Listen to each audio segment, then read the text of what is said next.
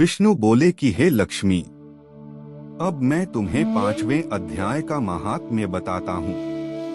पुरातन नगर में एक ब्राह्मण जिसकी संगति अच्छी नहीं थी, उसके भाइयों ने उसे त्याग दिया। वह दूसरे नगर में गया तो उसे वहां के राजा के यहाँ नौकरी मिल गई। धीरे धीरे ब्राह्मण ने राजा के साथ निकटता बढ़ाई।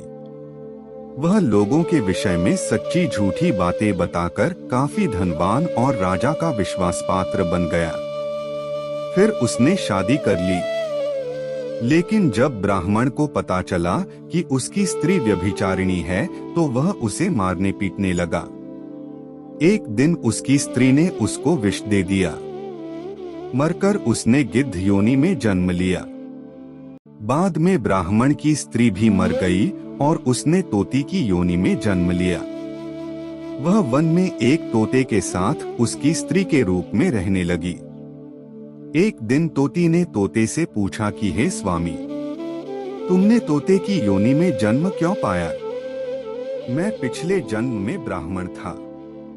मेरा गुरु बड़ा विद्वान था, लेकिन मैं उसकी आज्ञा नहीं मानता था। एक दिन क्रोधित होकर उन्होंने मुझे शाप दिया कि अगले जन्म में तू तोते की योनि में पैदा होगा। इस प्रकार मैंने तोते का जन्म पाया।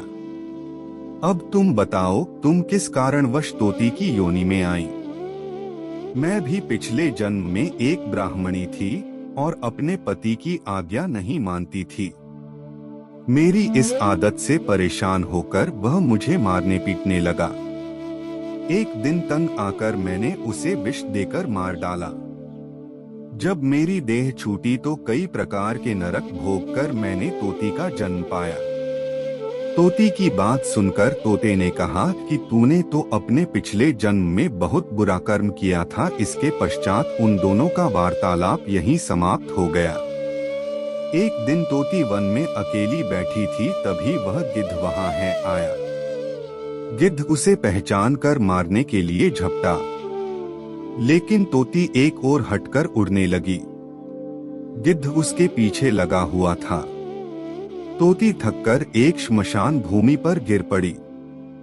जहां तोती गिरी थी वहां कभी एक साधु का दाह संस्कार किया गया था। साधु की खोपड़ी वर्षा के जल से भरी हुई थी। तोती सीधी उसी में गिरी। गिद्ध उसे ढूंढता हुआ वहां पहुंचा और तोती को मारने लगा। लड़ते लड़ते दोनों उस पानी में भीग गए।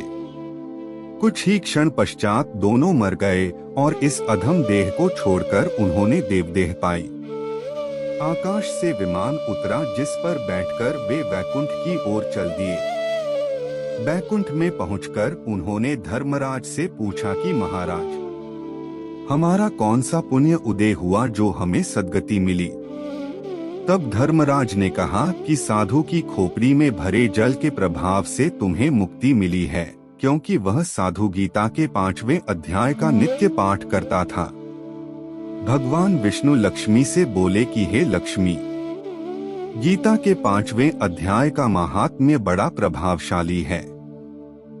इसी के साथ 5वें अध्याय का महात्म्य समाप्त हुआ।